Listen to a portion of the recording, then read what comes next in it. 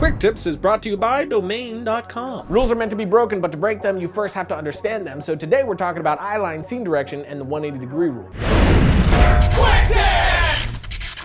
One of the most distracting things while watching work from a new filmmaker is when the 180-degree rule is broken in an unintentional way. The main purpose of the 180-degree rule is, of course, to keep us oriented as to where everything is in your scene. Best way to explain it is by looking at a top-down view of the characters facing each other. We have these two guys looking directly at each other. The line of action will be right down the center of them, like so. And say we want to get 3 setups for this coverage, a wide and a single of each. If we place our wide shot here, we are creating a 180 on that side of the line. So when we come to our singles, we will keep both of those on this side of the line, not crossing the line over here.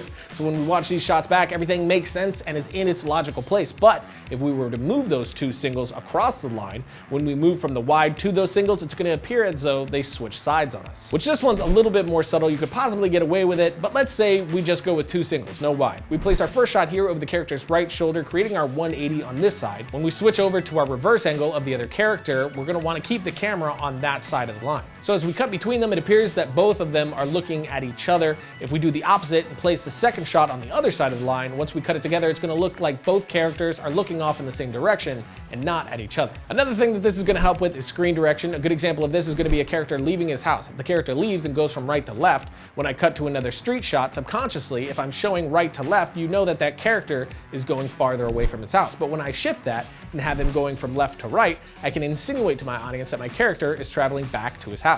I also use this idea in my short film Proximity. As the lead character runs to face the villain, I had the villain always traveling from right to left and the hero always traveling from left to right. So you could clearly tell that these 2 forces were headed straight at each other. Of course, you could break this if you want for effect or intelligently, making it invisible, creating new 180s as you go. Action films do this all the time. It is not a hard and fast rule, but one that you need to know so that you can break it well.